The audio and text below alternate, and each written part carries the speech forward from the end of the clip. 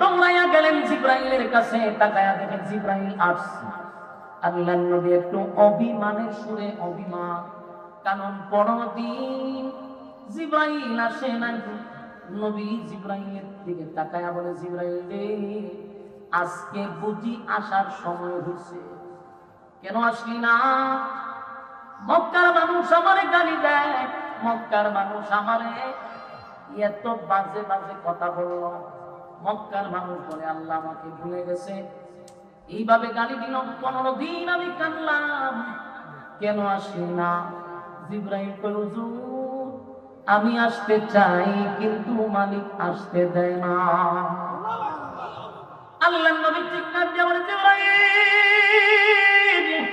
তাহলে মক্কার মানুষ যে বলল আমার মালিক আমারে ভুলে গেছে, ভুলে গেছে, কথাটা কি সত্য?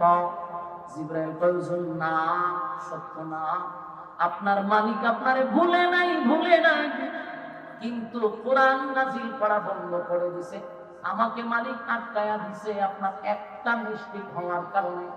কারণ 3টা প্রশ্নের জবাব আপনার কাছে চাইলো, আপনি বলছেন আগামীকালকে দিবেন, এই কথাটা আমার মালিকের কাছে মোটেও পছন্দ হয় নাই। আপনি যদি বলতেন ইনশাআল্লাহ, তাহলে আমি আমাদের ইনশাআল্লাহ ছেড়ে দিছে, এটা আল্লাহর কাছে পছন্দ হয়েছে না, এই জন্য 15 দিন আমার আটকায় রাখছে। 15 দিন আপনি কাঁদছেন, ইনশাআল্লাহ না বলার কারণে মালিকের কাছে বক্তব্যটা পছন্দ হয় নাই রে। আমি আপনাদের কাছে জানতে চাই, আমাদের এখন করণীয় হলো প্রতিটা কাজে আমরা কি বলবো? ইনশাআল্লাহ। ইনশাআল্লাহ যেন না বলি। আরেকটা আমাদের আকীদা হলো, নবীরা ভুলে না, নবীরা ভুল করে না, আল্লাহ ভুল করায়। কথা বলো, এটা হলো আমাদের আকীদা। নবীরা ভুল করে না, আল্লাহ ভুল করায়া দেয়। কেন ভুল করায়া দেয়? কারণ উম্মতদেরকে শেখানোর জন্য, উম্মতরা যেন শিখতে পারে। আমার যুবক ভাইরা, তাই নবী একদিন না হয় ইনশাআল্লাহ ভুলেই গেল। এই কারণে কি 15 দিন নবী ইনশাআল্লাহ ভুলে গেছে? না, 15 দিন ভুলে নাই, আল্লাহ ভুলাইয়া দিছে। 15 দিন পরে জিবরাইল আসে, কারণ উম্মত যেন কিয়ামত পর্যন্ত আর ইনশাআল্লাহ না ভুলে যায়। আমার যুবক ভাইরা, তাই আমরা বলবো সব কাজে বলবো ইনশাআল্লাহ। কথা বলেন, আমি মাহফিল শেষ করে বাড়ি যাব ইনশাআল্লাহ। কথা বলেন, আমি এখান থেকে বাজারে যাব ইনশাআল্লাহ, আমি বিবাহ করবো ইনশাআল্লাহ, আমি খানা খাবো তাও ইনশাআল্লাহ। কথা কি হয় না? আমি খানা খাবো, এখানে কি বলবেন? ইনশাআল্লাহ। যদি আপনি ইনশাআল্লাহ না খান তাহলে খাই পারতেন না। আমার বিশ্বাস হয়েছে না? আপনার খানা রেডি, বাবুর্চি স্পেশাল খাবার রেডি করছে, রোজ পোলাও করে সব সাজায় রাখছে। আল্লাহ ভাই খাই দিকে দিল্লিতে, বাংলাদেশে খাই পারতেন না। বাস্তব না বাস্তব? খাইতে পারছে? বাবুর্চি দিয়ে পাক করাইলে সব সাজায় রাখলো, আল্লাহ ভাই খাবি না, দিল্লিতে গিয়া জামাইয়ের সাথে বইয়া খাইবে। খাইতে পারছে? তাহলে কেন বুঝেন না ইনশাআল্লাহ কত দাম? তাই তো খাওয়ান পাক করছে বেচারা, ইনশাআল্লাহ বলছে না, তাই আল্লাহ বাংলাদেশে খাওয়াইছে না। আপনি আমি এখন থেকে আর ইনশাআল্লাহ বলবো না, রাজি আছি তো? এই 15 দিন নবী কাঁদলো, এক ইনশাআল্লাহ কাঁদলো। এখন শুনে, 15 দিন যে নবী কাঁদছে, মক্কার যে পারছে সেও নবীর বিরুদ্ধে কথা বলছে, যে পারছে সেই গালি দিচ্ছে। নবীর কলিজায় আঘাতের পর আঘাত, ব্যথায় ব্যথিত, সবচেয়ে আঘাত পেয়েছে। মানুষে কয় আপনারে আপনার আল্লাহ ভুলে গেছে, এটা নবী কষ্ট করেছে। তাই আল্লাহ জানে আমার বন্ধু 15 দিন কাঁদছে, 15 দিন কষ্ট করছে।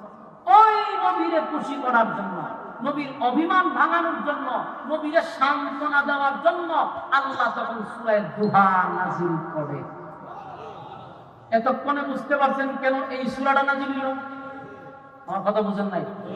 যদি না বুঝেন তো আমি ব্যর্থ, আপনাদেরকে বুঝাইতে গিয়ে আমি ব্যর্থ হইলাম। আপনারা কি বুঝেন নাই? এতক্ষণ যা বলছি এটা একটা ঘটনাকে কেন্দ্র করে নবীরে সান্ত্বনা দেওয়ার জন্য, খুশি করার জন্য আল্লাহ সূরা দুহা নাযিল করছে 15 দিন পরে। নাযিল করার পরে দেখেন এই সূরার ভিতরে 2টা কসম করছে। দুইটা কসম করে আল্লাহ প্রতিটা আয়াতেই যেন খালি নবীর খুশি করছে। সুবহানাল্লাহ। এখন আসলে আমরা এটা ভিতরে আল্লাহ কি বলতে শুনি। 1 নাম্বার, সূরা দুহা নাযিল করে আল্লাহ কসম করছে কয়টা? জুড়ে পায় না। এক যুবক ভাইরা, এক নাম্বার কসম হলো ওয়াদুহা, দিনের আলোর কসম, দিনের আলোর কসম। ওয়াল্লাইলি ইযা সাজা, রাতের অন্ধকারের কসম। একটা হলো দিনের আলোর কসম, একটা হলো দিনের আলোর কসম, আরেকটা হলো রাতের অন্ধকারের কসম। কিন্তু তাফসীর কারকরা বলেন ওয়াদুহার আরেকটা ব্যাখ্যা আছে, ওয়াল্লাইলির আরেকটা ব্যাখ্যা আছে। আল্লাহ বলেন ওয়াদুহা, নবী আপনার সুন্দর সুন্দর উজ্জ্বল চেহারার কসম, উজ্জ্বল চেহারার কসম। জোরে কোন সুবহান। আল্লাহ তার বন্ধুর সুন্দর চেহারার কসম করছে রে। এরপরে বলেন ওয়াল্লাইলি ইযা সাজা, বন্ধু আপনার কানো চুলের কসম, আপনার কানো চুলের কসম। বন্ধুরে খুশি করার জন্য চেহারার কসম করছে, বন্ধুর চুলের কসম করছে। দুইটা কসম করে আল্লাহ বলেন মা ওয়াদ্দাআকা রাব্বুকা ওয়া মা ক্বালা। দুইটা কসম করে আল্লাহ বলেন মা ওয়াদ্দাআকা রাব্বুকা ওয়া মা ক্বালা, আপনার রব আপনাকে ভুলে নাই, ভুলে নাই, ভুলে নাই। বন্ধু দুইটা কসম করে বললাম, আপনার সুন্দর চেহারাটার কসম, বন্ধু আপনার চুলের কসম। মা ওয়াদ্দাআকা রাব্বুকা ওয়া মা ক্বালা, আমি আপনাকে ভুলি নাই বন্ধু, ভুলতে পারি না। কেন আপনাকে ভুলবো বন্ধু, আমি আপনাকে ভুলি নাই। এরপর আল্লাহ বলেন ওয়ালাল আখিরাতু খায়রুন লাকা মিনাল উলা। আল্লাহ বলেন ওয়ালাল আখিরাতু খায়রুন লাকা মিনাল উলা, বন্ধু দুনিয়াতে আপনাকে যা দিলাম, যা দিলাম, যা দিলাম সব হলো স্যাম্পল, স্যাম্পল।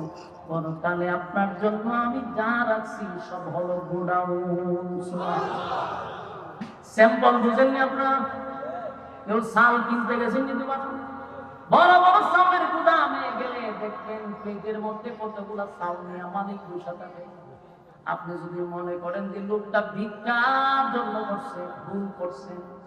অনেক সময় গিয়া যদি বন্ধলে পাই আসছিলাম চাল কেনার জন্য, কিন্তু আপনি যে ভিক্ষুক সাইডে বসে রয়েছেন সেটা তো জানতাম না। মালিক আপনারে বলবো বেচারা বল তোর কয় টন লাগবো চাল, যা দেখতেছো সব হলো স্যাম্পল, পিছনে হইল গোডাউন।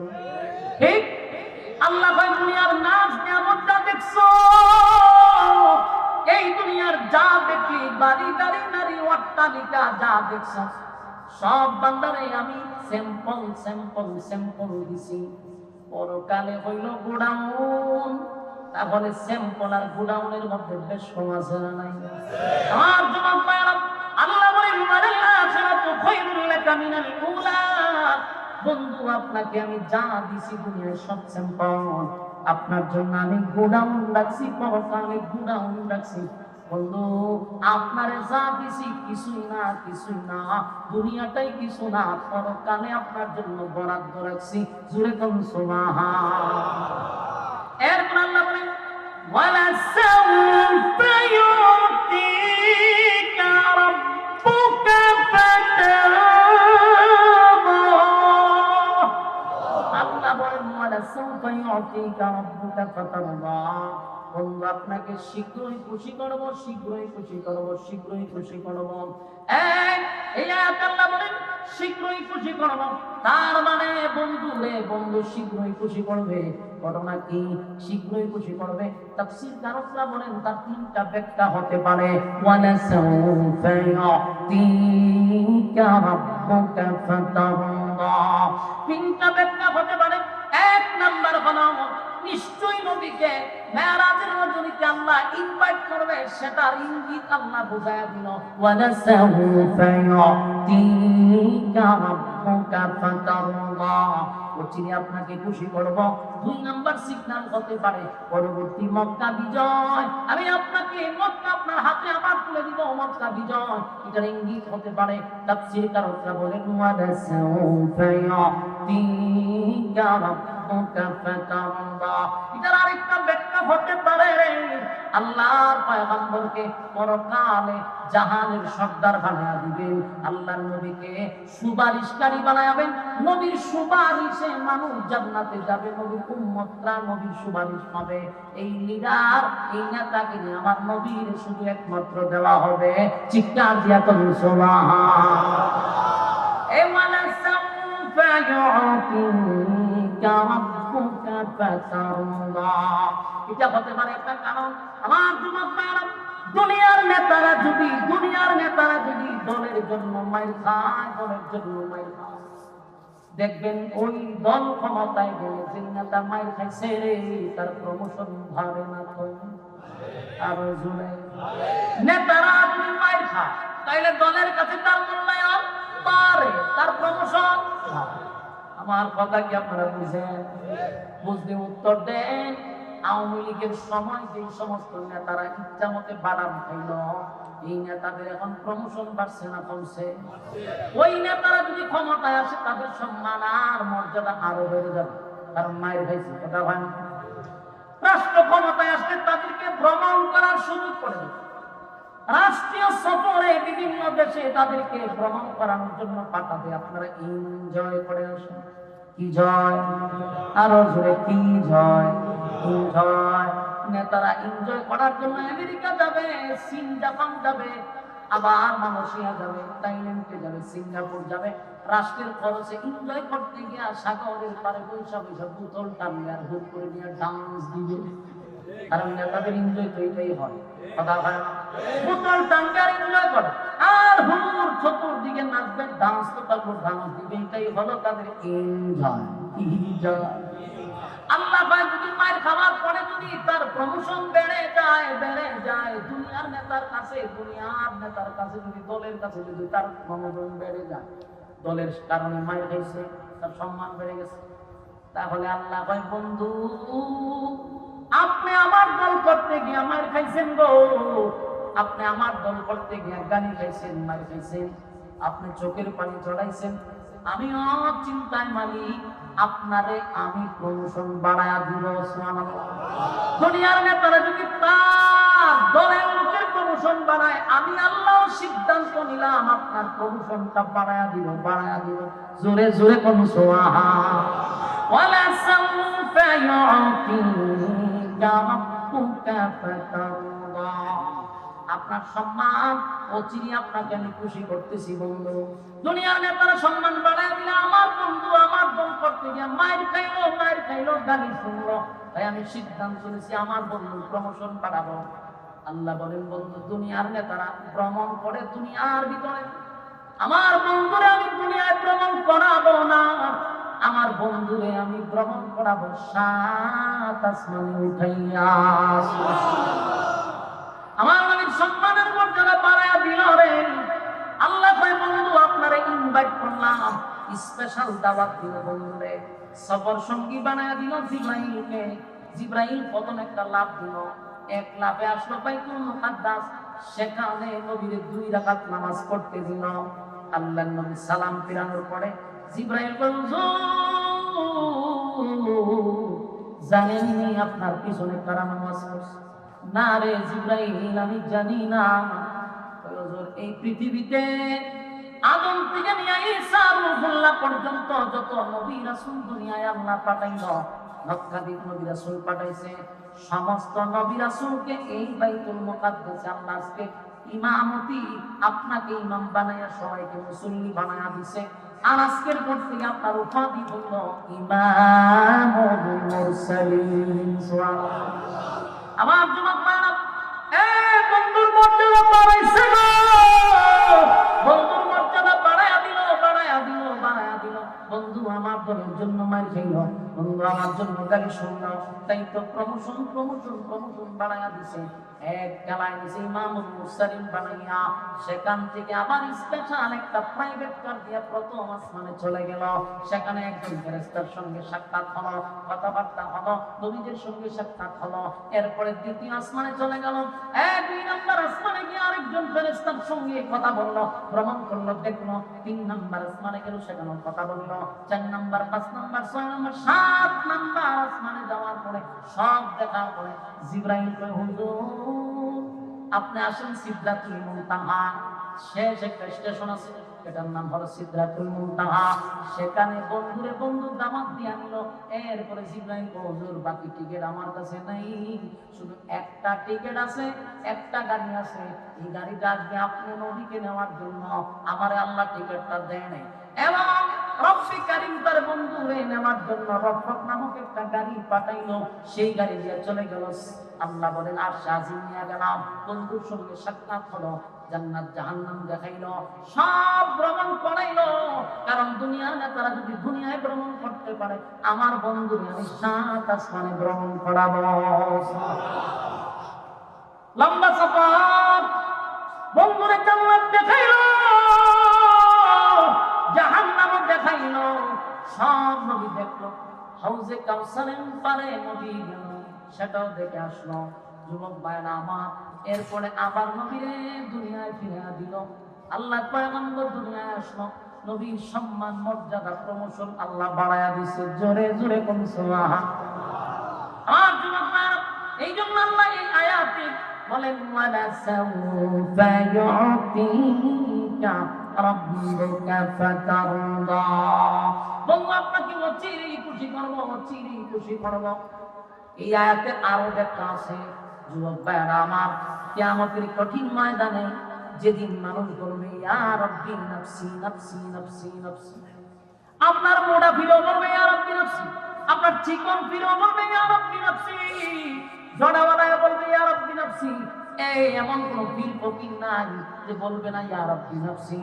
আদম নবী থেকে নিয়ে ঈসা রূহুল্লাহ পর্যন্ত সমস্ত নবীরা যেদিন বলবে ইয়া রাব্বি নাফসি নাফসি, সবার স্লোগান যখন হবে ইয়া রাব্বি নাফসি, একটা স্লোগান হবে রে ব্যতিক্রম। এই স্লোগানটার নাম হলো ইয়া রাব্বি উম্মতি। সুবহানাল্লাহ। আমার নবী বলবে রাব্বি উম্মতি,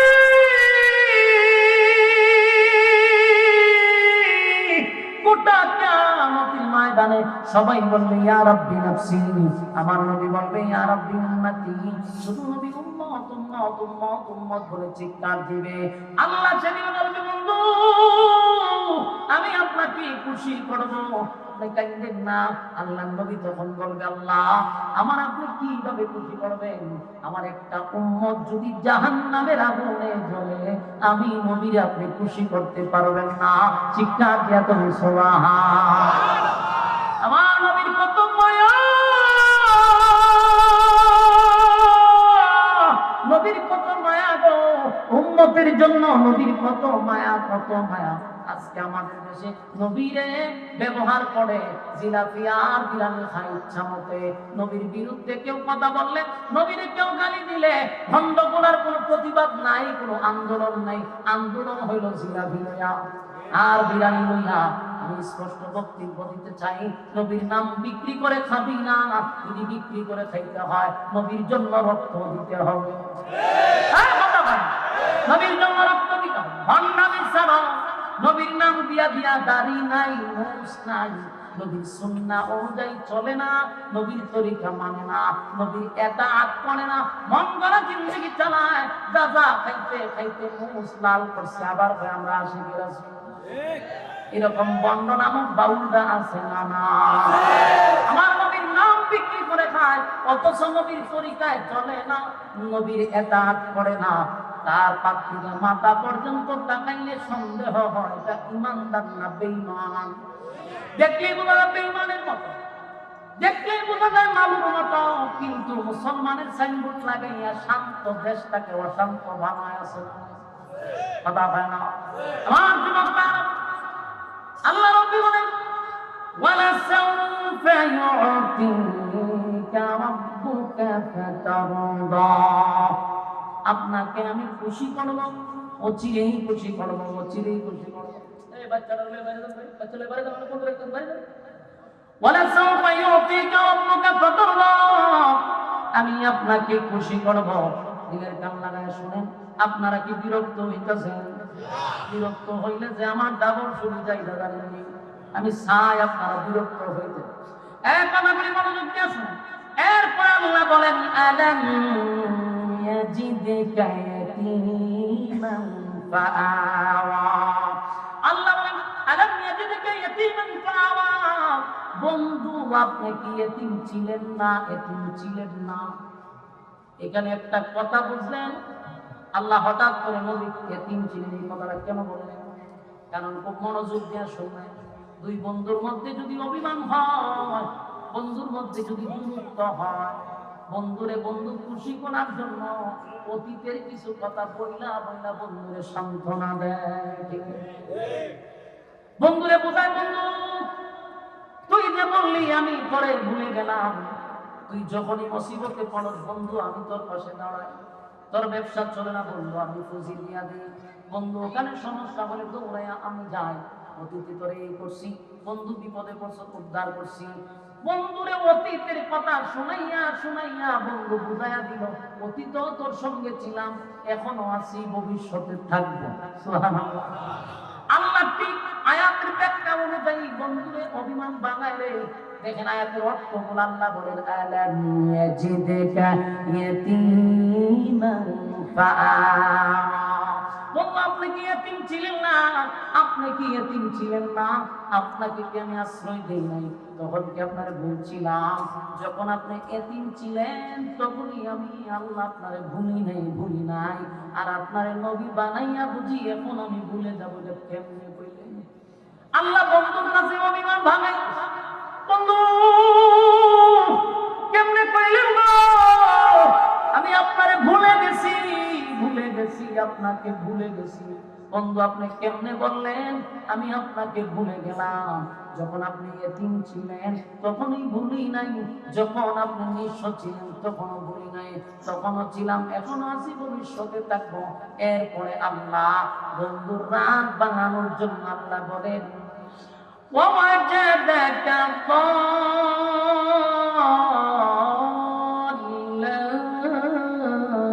فهدى। বন্ধু আপনি পথ হারা অবস্থায় ছিলেন, আমি আপনাকে আপনার পথ দেখায়া দিই নাই। এখানে আর একটু বোঝার চেষ্টা করবেন কেমনে পথ হারা ছিল। যে লোকটার মা নাই, বাবা নাই, দাদা নাই, দাদি নাই, নানা নাই, নানি নাই, শ্বশুর নাই, আত্মীয় স্বজন পাশে নাই, এই ছেলেটা কি লেখাপড়া করতে পারে? এই ছেলেটা কি প্রতিষ্ঠিত হতে পারে? আমরা বাস্তবতা দেখি যার মা নাই, বাবা নাই, দাদা নাই, দাদি নাই, আত্মীয় স্বজন নাই, এই ছেলেটা অনাথ হয়, এই ছেলেটা টুকাই হয়, এই ছেলেটা পথভ্রষ্ট হয়ে যায়, রাস্তা হারায় যায়। ঠিক না ঠিক? আল্লাহ বলেন ওয়াজাদাকা দাল্লান ফাহাদা। আপনি পথ হারা অবস্থায় ছিলেন, আমি আপনাকে পথ হারাইতে দেই নাই, আমি আপনাকে পথ দেখায়া দিছি। বন্ধু তখন তো আপনাকে ভুলি নাই, পথ হারা অবস্থায় আপনাকে পেয়ে পথ দেখায়া দিছি, পথভ্রষ্ট হতে দেই নাই। বন্ধু কেমনে বললেন আমি আপনারে ভুলে গেছি? বন্ধুর রাগ বন্ধু বানায় রে। আমার যুবক ভাইরা একটু দিলেন কান লাগায় শুনেন। এরপর আল্লাহ বলেন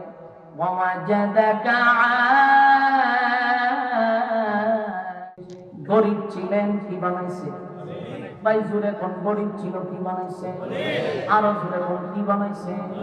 এই কথাটা বারবার বলানোর উদ্দেশ্য হলো আজকে বাংলাদেশে আমরা এই এত বছরে শুধু ওয়াজ শুনছি নবী গরিব ছিল, গরিব ছিল, নবীর পেটে পাথর ছিল, নবীর পাঞ্জাবির মধ্যে তালি ছিল। এই ওয়াজ জানে না এমন কোন মানুষ পৃথিবীতে নেই। কথা হয় না? ওয়াজ খারাপের মধ্যে টান দিছে, নবী গরিব, নবীর পেটে পাথর, নবীর শরীরে তালি দেওয়া যুক্ত কাপড়, ওয়াজ শুনছেন না? এই ওয়াজ আপনারা যেই মুখস্থ করছেন এর থেকে বেশি বাংলাদেশের নাস্তিকরা মুখস্থ করে রাখছে।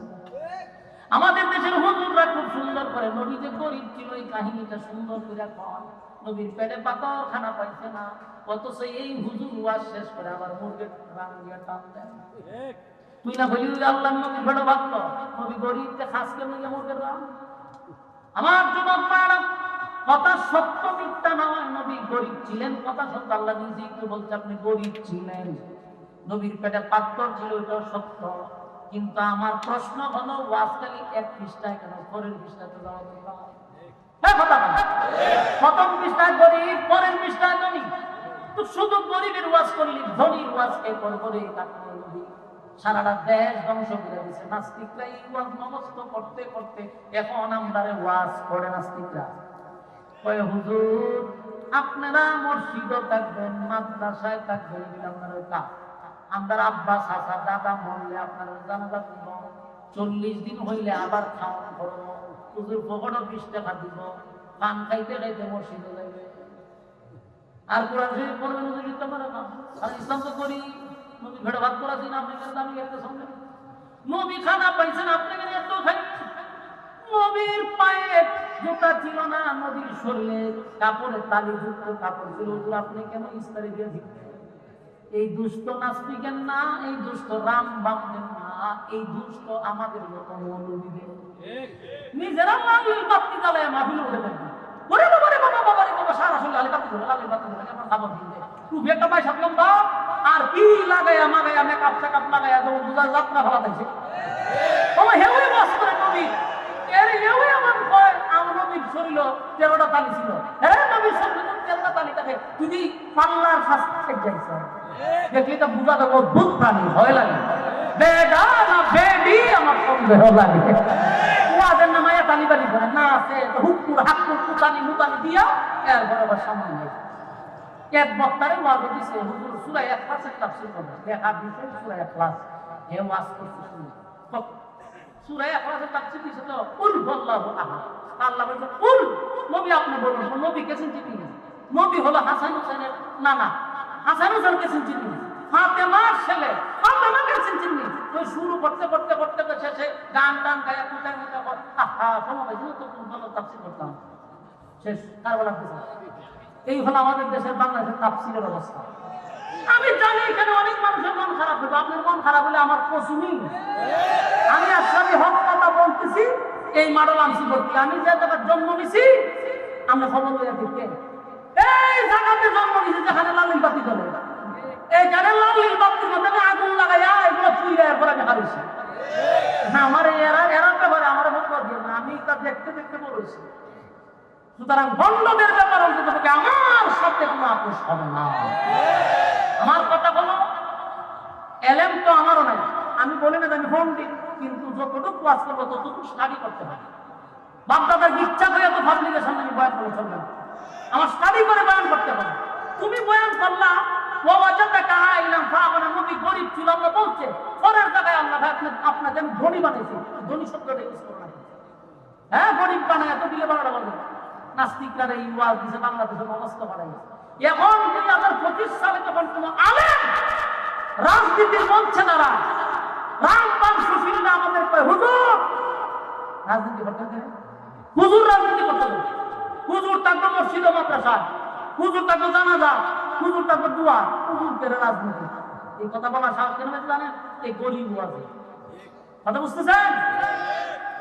যদি আমাদের দেশের মৌলবীরা পরের পৃষ্ঠায় ওয়াজ করতে, যে নবী শুধু নবী না, আল্লাহ নবী দেশ পরিচালনা করছে, নবী ছিল দেশের রাষ্ট্রনায়ক, এদেশের অনেক উম্মতরা এখনো জানে না নবী যে দেশ পরিচালনা করছে। অনেক মুসলিম জানেই না যে নবী যে একসময় দেশের প্রেসিডেন্ট ছিল, অনেক উম্মত জানে। আমার কথা বিশ্বাস হয় না? এই ওয়াজ তো কান পর্যন্ত পৌঁছায় না যে নবী দেশের রাষ্ট্রনায়ক ছিল। এই ওয়াজ করলে তো ইসলামের সম্মান বাড়ানো হবে। গরিব গরিব বলে ইসলামের বই নিছ, গরিব তো ছিল আমি অস্বীকার করি না, কিন্তু আল্লাহ তো ধনীও বানাইছি, আল্লাহ তো নবীর দেশ পরিচালনা করার ক্ষমতা দিছে, নবী রাষ্ট্র চালাইছে, সেই ওয়াজ করতে হবে। আর এই ওয়াজ না করার কারণে আজকে 2 টাকার সুশীলরা আমদারে কয় রাজনীতি দেশে আমদারে কয় রাজনীতি করে ভাইছি। আমার হাসির জন্য কথা শুনে বিশ্বাস করবেন, আমার মনে হয় যে আমি 2 মিনিট হাসি, গইরা গড়ি হয়ে হাসি, হাসতে হাসতে এরপরে গিয়ে হেরে ধরি। আরে বেটা তুই যে আমার অদ্ভুত প্রশ্ন করে আমি রাজনীতি পাইছি, অদ্ভুত প্রশ্ন না। আমি তো তোর প্রশ্নের জবাব দিতে পারবো যে আমি কোরআনে রাজনীতি পাইছি, নবীর সুন্নাত থেকে পাইছি। আর আজ ওই প্র্যাকটিক্যালে দেখায় দেয় আল্লাহ নবী নিজের দেশের প্রেসিডেন্ট ছিল, উমর দেশের প্রেসিডেন্ট ছিল, আবু বকর দেশের প্রেসিডেন্ট ছিল, উসমান দেশের প্রেসিডেন্ট ছিল, আলী দেশের প্রেসিডেন্ট ছিল, আলীর ছেলে দেশের প্রেসিডেন্ট ছিল। আমার যদি হয়, আমার যদি পাইছি ওই কারণ তুই মরা স্লোগান দিয়ে যে জাতি মরে গেছে এর সাথে কি স্লোগান যে খবরস্থান স্লোগান দিলে তো মুর্দার ওটা যদি করতো হেরার কাছে তো ওয়াজ করতে দিচ্ছি আমার বেশি আমি যখন বুঝতে দিই আমার ওয়াজে অনেকই মন খারাপ হয়ে গেছে মানে আওয়াজে বোঝা যায় যে ওদের ওয়াজটা পছন্দ হইতেছে আপনার পছন্দ এই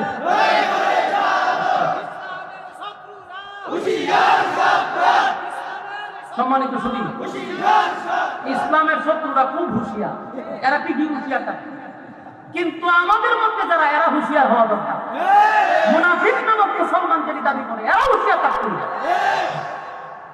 কারণ ডাইরেক্ট ইসলামের শত্রু যারা এরা দুর্বল কাজ করে এরা হুঁশিয়ার থাকে মুনাফিকরা এরা কিন্তু লেবাস দিয়ে ইসলামের হত্যা করে আমি যেটা বলতে চাইছি নবী যে দেশের প্রেসিডেন্ট ছিল এই ওয়াজ নবী অনেকেই জানে না আর এই ওয়াজটা যদি সচরাচর হইতো কসম খোদা আজকে 1 টাকার সুশীলরা আমাদেরকে বলতো না যে হুজুর রাজনীতি পাইছেন কোথায়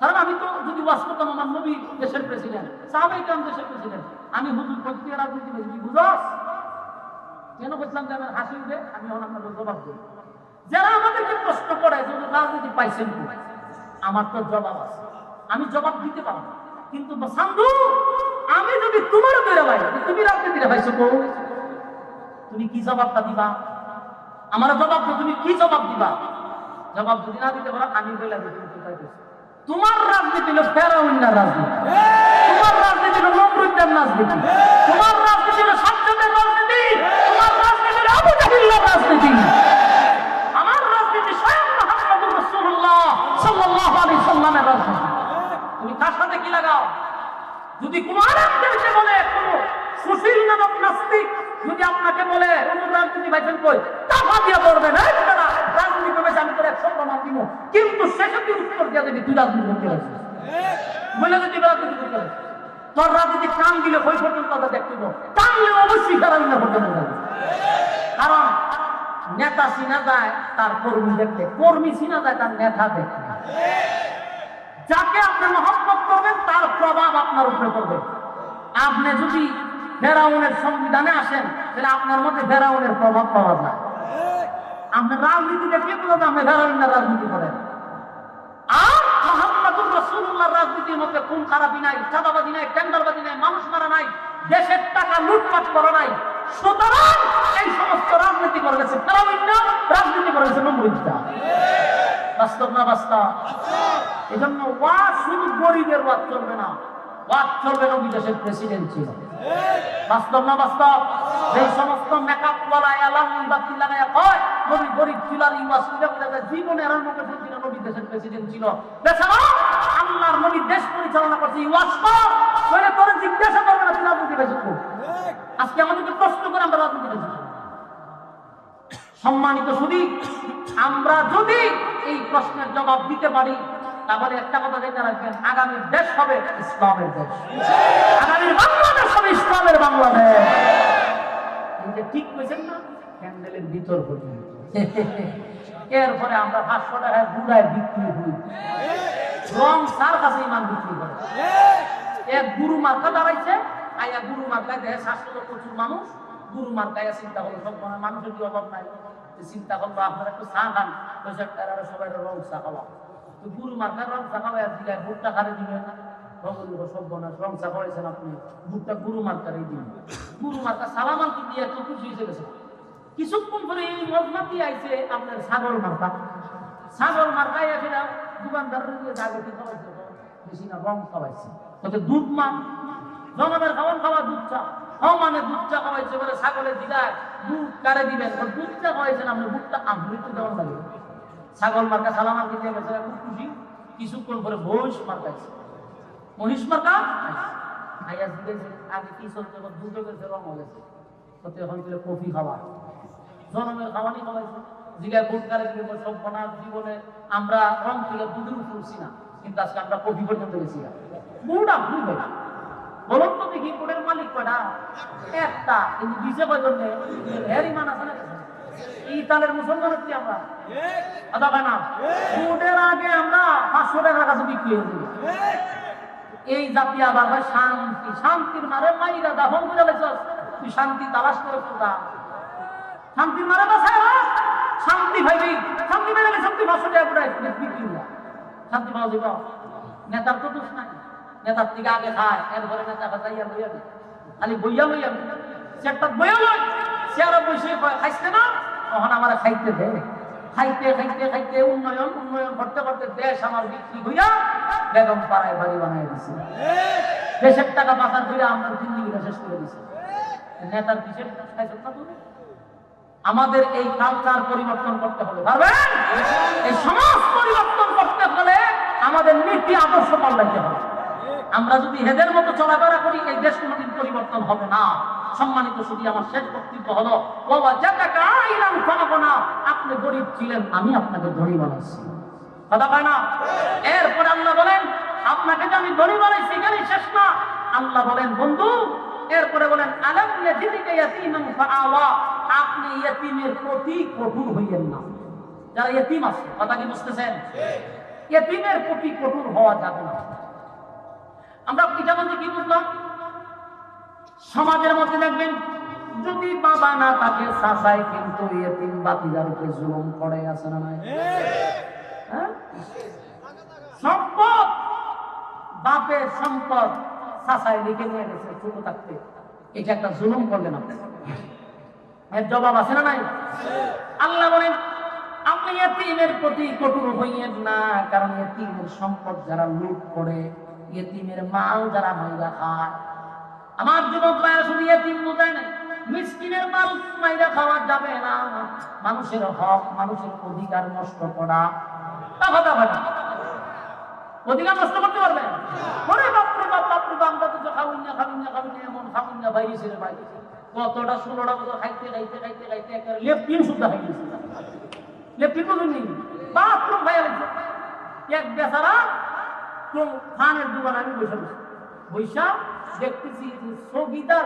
ছিলেন আপনারা ওইটা খাই ছেড়ে না বুঝে আপনারা এই কিতাব তো ওই চেয়ারম্যান অবশ্য টাকা দিতে সগীতা দেখি দুই মহিলা এই সগীতার লোক লাগছে জগলা দূর থেকে কিছু শুনে না গেল বুঝা যায় যে মহিলা দুইটা লাগছে তার সাথে সগীতার অনেক কম দিল ঝগড়া লাগার পরে সগীতারে কি বুঝাই দিচ্ছে সগীতার ভিতরে যাওয়া টাইনা বাইতে না আধা ঘন্টার মতো পরে এই দুই মহিলা গেছে কতক্ষণ পরে আমি যে দোকানে বসে এই দোকানে আছে দুই সগীতা সিগারেট খেতে আবার ঘরে আমি শিখলাম পয়সা এটা মহিলার সাথে কেটে লাগছে পঞ্চাশ সরম বাড়ি হুজুরে দেখছে কিছু না এটা গ্রামের মহিলা আমি ঘটনা কি দাম যদি ঘরের ভিতরে যাম থাম যদি আমার বাইক ঘটনা কি বুঝলে যে পুরা ঘটনা হুজুর দেখছে তার সময় না হুজুর কইেন না সরমের কথা আমি কি ওই যে লেফট নাই ছিল যে 12টা লেফট দেওয়ার কথা ছিল গ্রাম দিছে ঠিক হয়েছে 3টা লেফট যারা খাইবার কথা তারা খাইছে আমি 3 লেফট গেছে খাই নিছি আমি দিলাম কে খাইছে বুঝেন না কে খাইছে আমি সব বলে লেফট না আল্লাহ লেফটি আরো কত টাকা এদিন বুঝতে পারলাম যে জাতি কত নিচে নামছে খাইতে খাইতে খাইতে খাইতে বিধবার লেফট না খাইবে সি সি সি সি বাংলাদেশ কোনো পৃথিবীতে একটা দেশ যারা লেফটি না খায় ঠিক না বেটি রাস্তাঘাট খাইছ কালু খাইছ টঙ্কি খাইছ ইট খাইছ ব্রিজ খাইছ খাইয়া না লেফটি না খাস এই জাতির কাছে আপনি কি আশা করেন আমরা ঘুরাই আবার এরার কাছে দিই যে আমাদের খাইতে থাকো খাইতে খাইতে দেশ আর উন্নত প্রতিদিন হবে কথা বল না খাইলো তো সবাই এখন যারা আছে এরা কি খায় না জনমের খাবার খাইতেছে বাইবেন না যে এখন যারা বসে এরা খায় না এরা আরো বেশি খাইতেছে এখন পারিব একদিন আসবে এদের খাওয়ানো বাহির হবে ইনশাআল্লাহ হাজার হাজার রক্তের উপর ভর করে যারা বসে মুখের মধ্যে তেল লাগায় ঘুরতেছ জবাব জাতি তোমাদের কাছে চাইব ইনশাআল্লাহ তোমরাও জাতির সাথে তামাশা করতেছো লাইনে ফিরে আসো এখন এই জনতা যদি আবার কেঁপে অস্তিত্ব থাকবে না সম্মানিত শুধু আল্লাহ বলেন বন্ধু ইয়াতিমের উপরে আপনি কঠোর হবেন না ইয়াতিমের মাল ইয়াতিমের হক নষ্ট করা যাবে না আমাদের দেশের বিধবা সহ বৃদ্ধাদের বাতা সহ এদেশের কোনো কিছু বাদ নাই যে মাইরা খাইছে না বলুন আল্লাহর কাছে জবাব দিতে হবে কিনা আল্লাহ পরের আয়াতে কয় আপনি মানুষের সঙ্গে উচ্চ আওয়াজে কথা বলবেন না মানুষকে তুচ্ছ তাচ্ছিল্য করবেন না এরপরে বলেন আম্মা বিনিয়ামতি রাব্বিকা ফাহাদ্দিস, আল্লাহ আপনাকে যেই পরিমাণ নিয়ামত দিয়েছে সেই নিয়ামতের কদর করেন, নিয়ামতের কদর করতে থাকুন। আল্লাহ আমাদেরকে যে নিয়ামত দিয়েছে আমরা মালিকের নিয়ামতের উপরে শুকরিয়া আদায় করতে রাজি আছি ইনশাআল্লাহ। কারা কারা রাজি হাত তুলে দেখায়া দেন। লিল্লাহি তাকবীর, লিল্লাহি তাকবীর। রাজি আছি ইনশাআল্লাহ। আমরা এই কথাগুলোর উপরে বলনেওয়ালা শুননেওয়ালা উভয় সহি সহি আমল করতে রাজি আছি ইনশাআল্লাহ। আল্লাহ আমাদের সবাইকে কথাগুলোর উপরে বলনেওয়ালা শুননেওয়ালা সবাইকে আমল না করুন। আমরা আসতে পেরে বসতে পেরে খুশি, এই জন্য শুকরিয়া আদায় করছি আলহামদুলিল্লাহ। লক্ষ কোটি দুরূদ এবং সালাম আল্লাহর সৃষ্টি প্রধান আকর্ষণ জনাবে মুহাম্মদুর রাসূলুল্লাহ সাল্লাল্লাহু আলাইহি ওয়াসাল্লাম। সম্মানিত সুধী,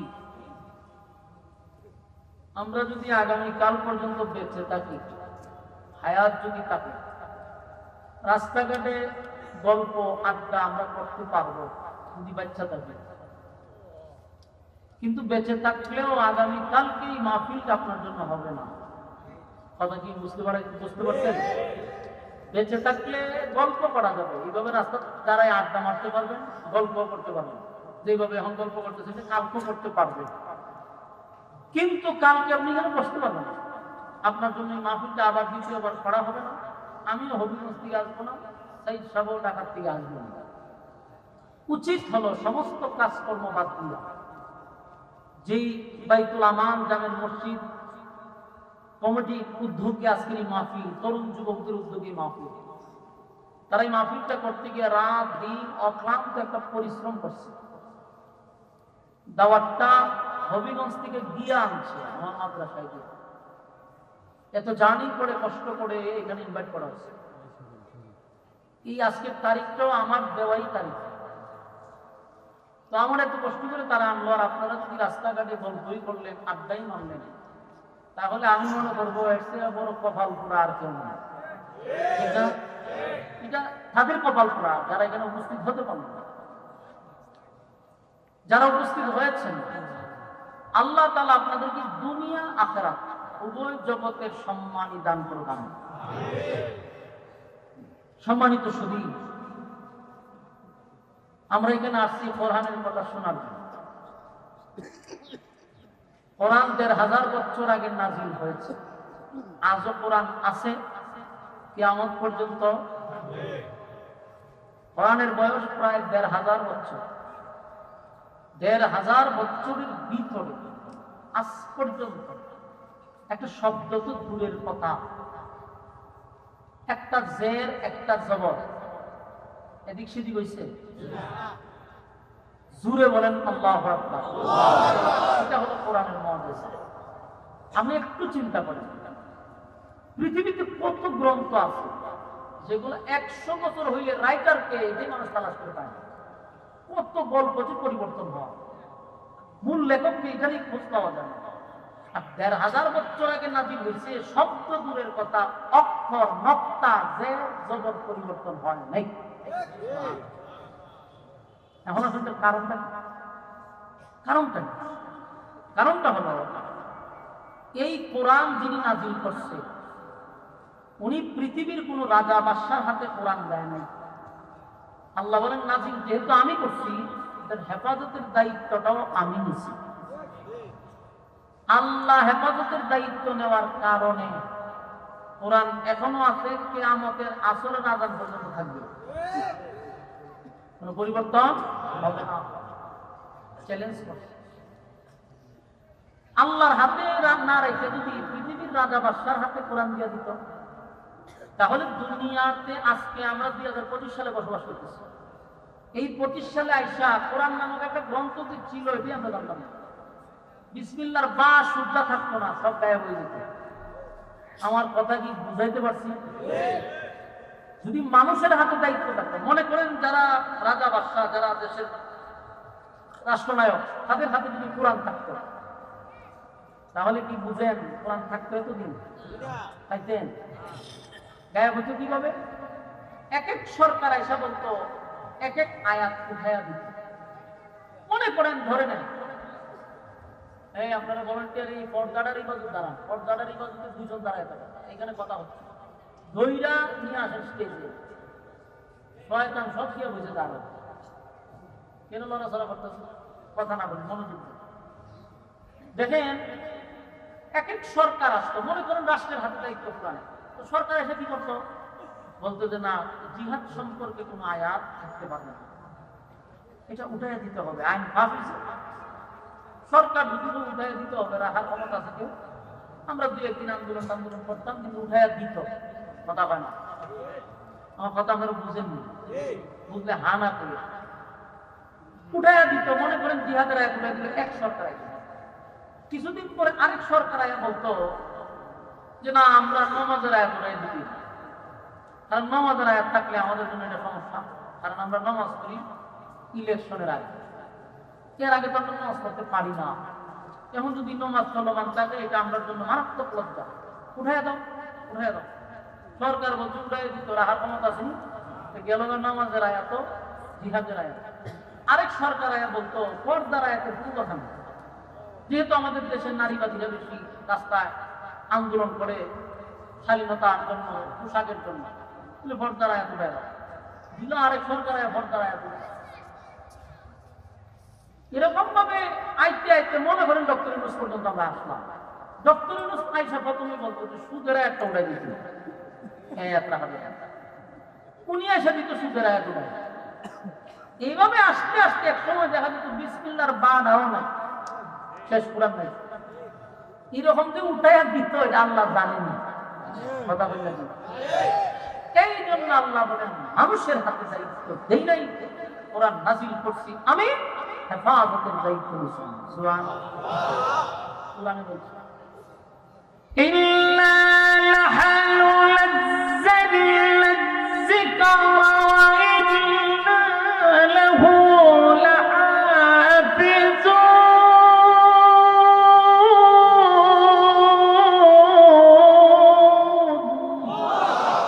আল্লাহ নাজিল করছি আমি, তার হেফাজতের দায়িত্ব নিছি। সুবহানাল্লাহ। সম্মানিত শুনি গেল এক, মানে কোরআন যে হেফাজতের দায়িত্ব আল্লাহ নিজের জন্য কোনো পরিবর্তন হয় না। আরেকটা আশ্চর্যের ব্যাপার, পৃথিবীতে যত গ্রন্থ আছে প্রত্যেকটা গ্রন্থের রাইটার কিন্তু দুর্বল। কেন দুর্বল? সে সাথে একটা বক্তব্য লেখে, আমার ভুল হতে পারে, ধরিয়ে দিন, সংশোধন করবে। তার মানে যিনি লেখছে উনি দুর্বল, সে জানে যে আমার ভুল হইতে। শুধু পৃথিবীতে একটা গ্রন্থ আছে যে রাইটার এক লাইনে লেখছে ভুল নাই। সুবহানাল্লাহ। এটা হলো আল কোরআন। এটা হলো ভুল নাই, এখানেই শেষ না, বলছে সন্দেহ নাই, ভুল নাই। সেই কোরআন থেকে কথা শুনতে আসছে। আমি আপনাদের সামনে কমপ্লিট একটা সূরা আপনাদের সামনে তেলাওয়াত করছি, 93 নম্বর সূরা, সূরাটির নাম হলো সূরা দুহা। আপনাদের সামনে তেলাওয়াত করছি। এই সূরার বাহিরে একটা কথাও বলা হবে না ইনশাআল্লাহ। রাজি আছেন? আরামের ঘুম আরাম করছেন, নরমাল বিছানাতে করছেন, কি গিচ্ছা শুনবার লিখা, গল্প, বাপ দাদার কথা করার কথা হবে আরাম। তাহলে আমাদের বসাটা কাজে লাগবে, কিন্তু শর্ত হলো মনোযোগ লাগবে। গিচ্ছা কাহিনীতে মনোযোগ লাগে না, কোরআনের কথা শুনতে গেলে মনোযোগ লাগে। আমরা এই সূরাটাকে প্রথম আলোচনা করব যে সূরাটা মূলত কেন নাজিল হলো। আমরা নাজিলের কারণটা জানি। সূরা অথবা আয়াত তিনটা কারণে নাজিল হয়েছে। কয়টা কারণে? এক হলো কোন প্রশ্নের জবাবে, অথবা কোন সমস্যার সমাধানে, অথবা কোন ঘটনাকে কেন্দ্র করে। এই তিন কারণের যে কোনো এক কারণে আয়াত অথবা সূরা আল্লাহ নাজিল করেছে। আমি যে আপনাদের সামনে সূরাটি তেলাওয়াত করছি, সূরাটি মক্কাতুল মুকাররমায় নাযিল হয়েছে। আমরা আমার পরে জোরে জোরে কথা বলবো, কিন্তু আমার শোনা কথা বলবো। আমি গেলে গেলে যা মন কথা আমার কাছে, আমার এটা একটা রূপ মনে করেন যে আমি এই দিকটা আমি মাইনা নিতে পারি। আমার প্রতি কথা তুলব, কাউন্টার দিতে, তাহলে আমি আপনাদের সামনে কথা বলতে পারবো। এখন আপনারা যদি বিরক্ত হন, আমার কি করার আছে? কথা তো আমার ব্যক্তিগত না, কথা হবে কার? আল্লাহ।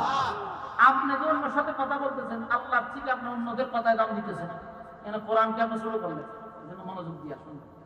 দেখেন সূরাটা নাজিল হয়েছে একটা কোন তিনটা কারণে, এক ঘটনা, অথবা প্রশ্নের জবাবে, অথবা সমস্যা সমাধান। আল্লাহ রাব্বুল আলামিন এই সূরাটা যে নাযিল করলো, এটার একটা ঘটনা কেন্দ্র করে সমস্যার সমাধানে এই সূরা নাযিল করছে। আমি সংক্ষেপে শুধু আপনাদেরকে বলবো সূরাটা কেন নাযিল হলো, এবং এই সূরার প্রতিটা আয়াতে আয়াতে আয়াতে শুধু আল্লাহ তার বন্ধুকে খুশি করছে। সুবহানাল্লাহ থাকলে হতে পারে। প্রতিটা আয়াত আপনি অর্থের দিকে খেয়াল করবেন, দেখবেন প্রতিটা আয়াতই যেন শুধু নবীকে খুশি করবে। এই সূরাটাই যেন নবীকে খুশি করার জন্য আল্লাহ নাযিল করছে। আমরা এই সূরার সরল তরজমায় সামনে যাব, আগে ঘটনাটা শুনি কেন নাযিল হলো। আপনারা যদি নাযিলের কারণ শুনেন, এরপরে সরল তরজমা শুনেন, তাহলে আপনারা বুঝতে সুবিধা হবে এবং একটা বিষয়ের উপরে আলোচনা শুনে বাড়িতে দিতে পারবেন। এখন আসুন আমরা শুনি। মক্কাতে যখন রাসূল একত্ববাদী খোদার দাওয়াত দেয়, তখন মক্কাতে তিনটা দল ছিল: দ্বিত্ববাদী, তৃত্ববাদী, বহুবাদী। দ্বিত্ববাদী হলো দুই খোদায় বিশ্বাসী, তৃত্ববাদী হলো তিন খোদায় বিশ্বাসী, বহুবাদী হলো বহু খোদায় বিশ্বাসী। মনে করেন খ্রিস্টান, ইহুদি, মূর্তি পূজারী, এই তিনটা দল, এরা ধর্ম প্রচার করে।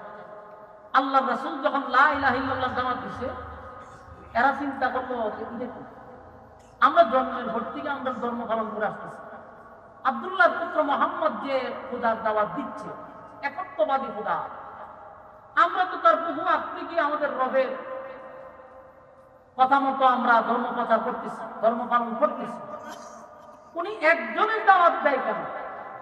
খ্রিস্টানের আছে তিন খোদা, ইহুদিদের আছে দুই খোদার, মূর্তি পূজারীদের খোদার কোনো অভাব নাই। কথা বুঝতেছে? এরার খোদা এত বেশি, শেষ পর্যন্ত একটা তুলসী গাছ এটাও এরার খোদা।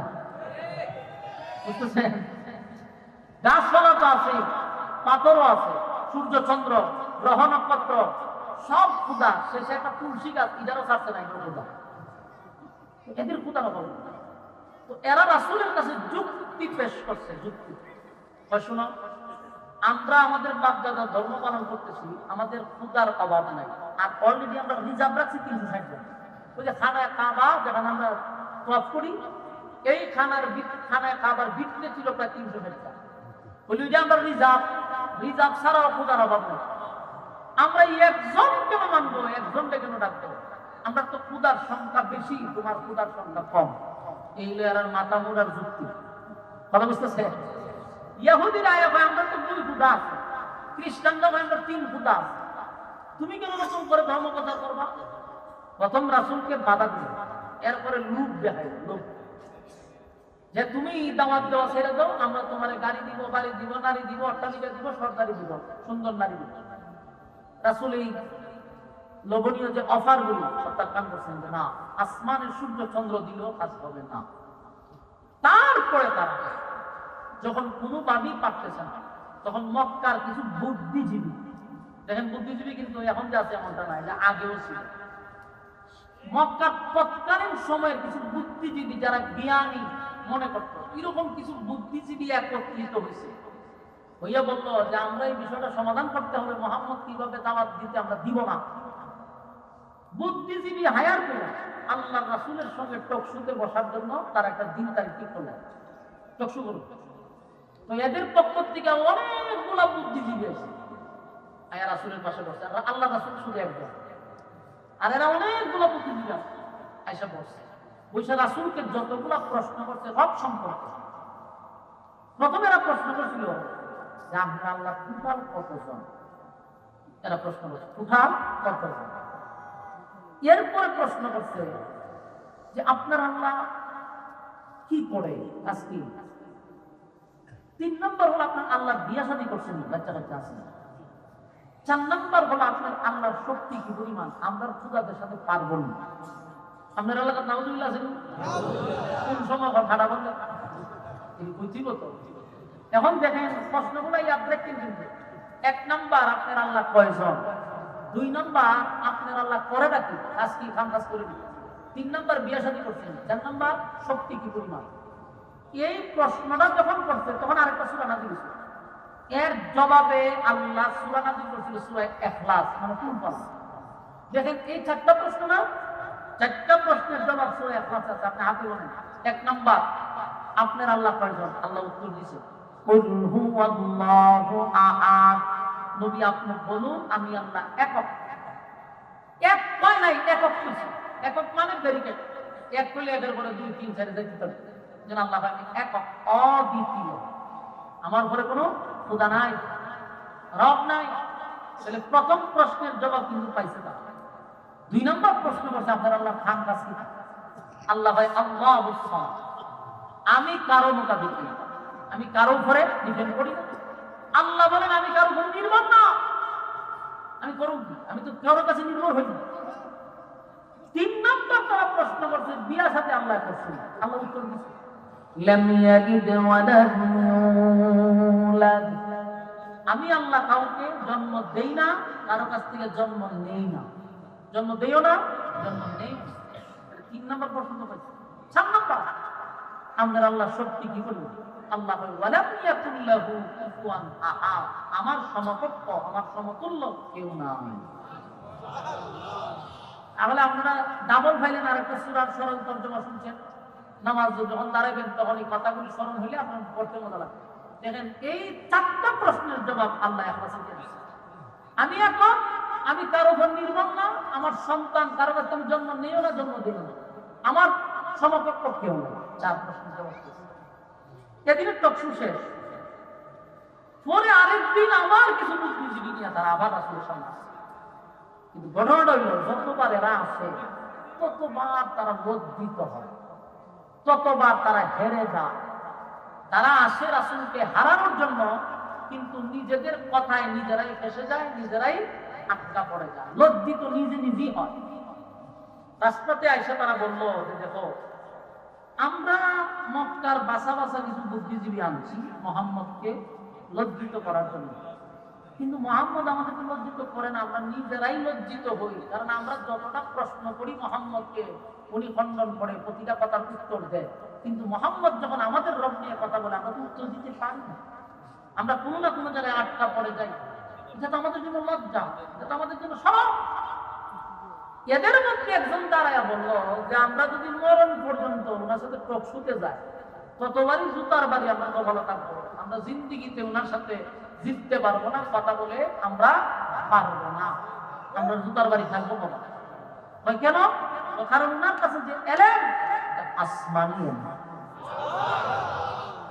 এদের মধ্যে একজনে বলছে তাহলে এখন আমাদের করণীয় কি? আমাদের করণীয় হলো আমরা আসমানি এলেমওয়ালা লোককে হায়ার করে আনতে হবে, না মুহাম্মদের সাথে বসাইতে হবে। এছাড়া আমরা এই ক্ষুদ্র মুরগি সুরার জ্ঞান দিয়া ওনার সাথে টকশো করলে পারবো না। কথা বুঝতে চাই?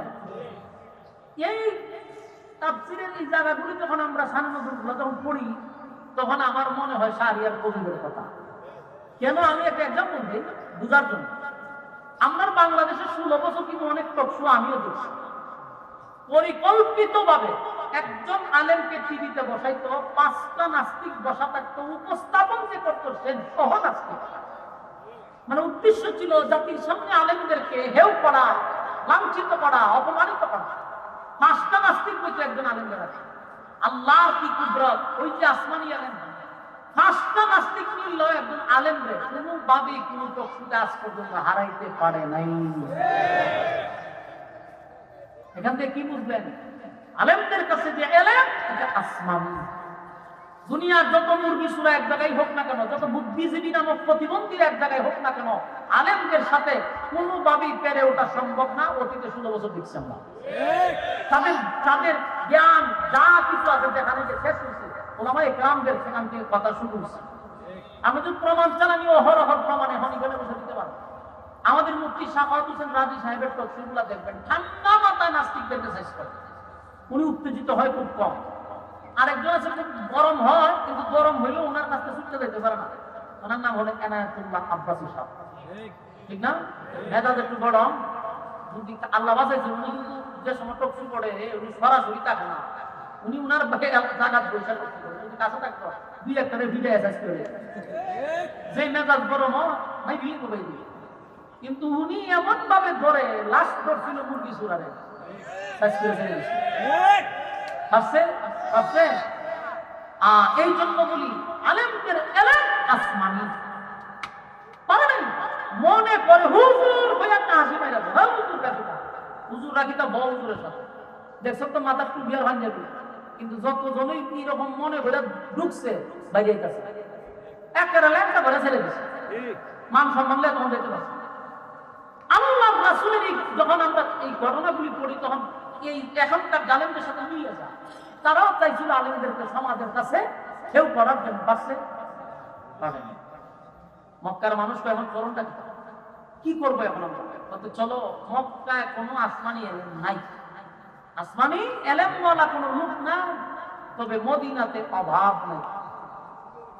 এরা 450 কিলোমিটার দৌড়াইয়া গেছে মদিনায়, বিশাল একটা টিম লইয়া গেছে, গিয়া ওখানে তাওরাতের আলেম আছে, এদের কাছে গিয়া বলতো যে ভাই সাহেব ভারাক্রান্ত মন নিয়ে আসছি, কষ্ট নিয়ে আসছি, যতবার গেছি ততবারই বিদ্যুৎ নিছি, আপনাদেরকে হায়ার করার জন্য আমরা আসছি নিতে।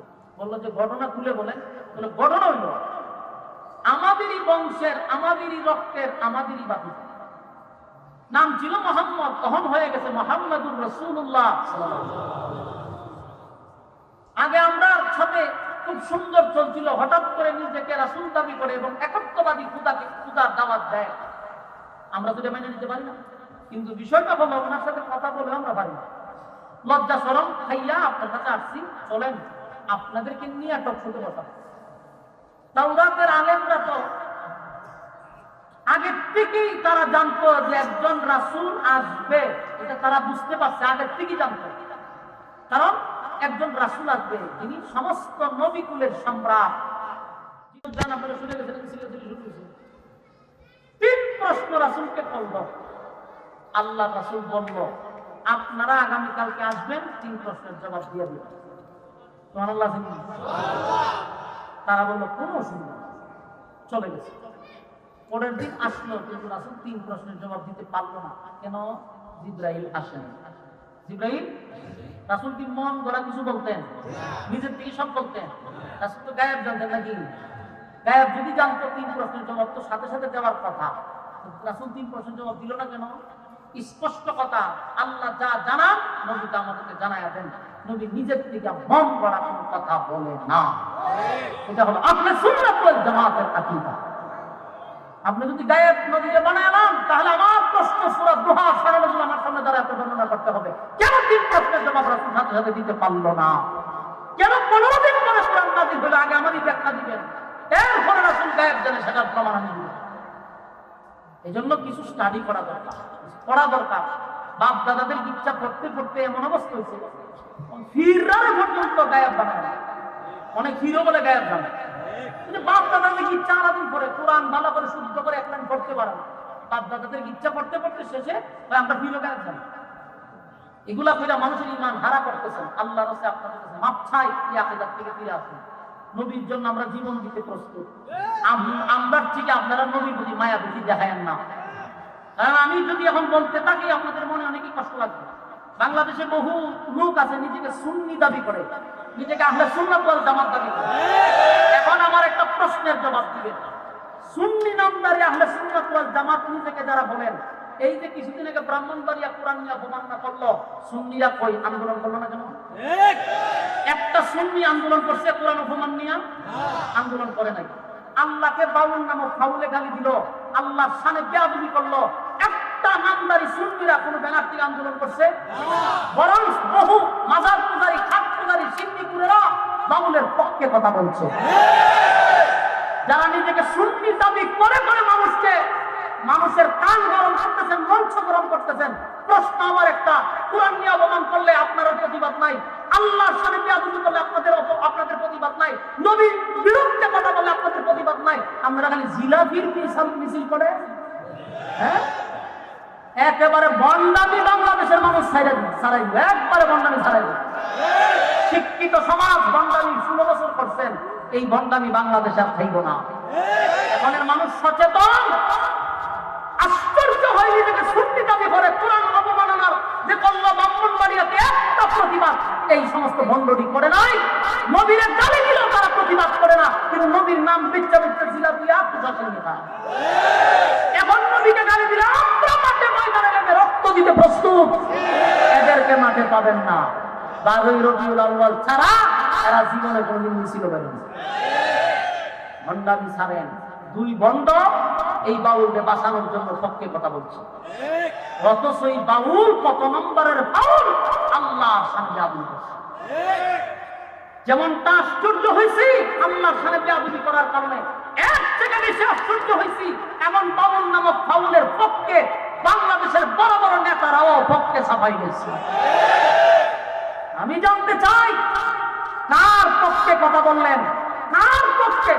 যেই ব্যক্তিটা আমার আল্লাহর সামনে বেয়াদবি করছে, যেই ব্যক্তিটা কোরআনকে নিয়ে সূরা নাস নিয়ে সে যেভাবে ব্যঙ্গ করছে, আপনি তার পক্ষে কথা বললেন? মাত্র 2% বাউলের সংখ্যা বাংলাদেশে নাই, 96% মুসলমানের কলিজায় আঘাত দিলেন। সময় আসতেছে লাল কার্ড দেখানো, সময় আসবে আপনাদেরকে লাল কার্ড দেখানো। 96% মুসলমানের দেশে থাইকা মুসলমানদের কলিজায় আঘাত দিয়ে চেয়ারে বসবেন, কঠিন কালেও সম্ভব হবে না। কারণ বাংলাদেশের মানুষ এখন আর ঘুমন্ত না, এখন মানুষ জাগ্রত। কথা হয় না? আপনি যে কোন দল করেন, ইসলামের পক্ষে আপনি আছেন, আমরা আপনার সাথে আছি। যে কোন দল ইসলামের পক্ষে কথা বলবেন, আমরা আপনার সাথে আছি। আপনি যদি ইসলামিক দলের বিরুদ্ধে থাকতে ইসলামের বিরুদ্ধে কথা বলেন, আপনার আমরা লাল কার্ড দেখাবো। সময় আসতেছে, বেশি লাফালাফি ভালো না। একের পর এক আঘাত দিবে, নিজেকে আমরা সহ্য করা যাবে। সম্মানিত সুধী, কথাগুলি মনোযোগ দিয়ে শুনেন। রাসূল আরবি সাল্লাল্লাহু আলাইহি সাল্লাম প্রশ্ন চিন্তা করার পরে উত্তর দিলেন না কেন? কারণ আল্লাহ এখন পর্যন্ত ওনাকে জানান নাই, তাই দেবেন। জিবরাইল আসা বন্ধ। একদিন, 2 দিন, 3 দিন জিবরাইল আসা। বারবার মক্কার মানুষটা নবীর কাছে আসে, উনি 3 প্রশ্নের জবাব দিতে পারলেন না। আজকে না আগামীকাল, আজকে না আগামীকালকে। 1 সপ্তাহ হয়ে গেছে, জিবরাইলও আসে না, নবী উত্তরও দিতে পারেন না। এখন মক্কার মানুষ নবীর বিরুদ্ধে এমন অপপ্রচার শুরু করছে, এত গালমন্দ শুরু করছে। আল্লাহ নবীকে মানুষ বলতে লাগলো, দেখছো মুহাম্মদের আল্লাহ মুহাম্মদকে ভুলে গেছে। আল্লাহ নবী বিষয়টা নিয়ে নিজ চিন্তা করে গেছেন। ঘটনাটা কি জানেন?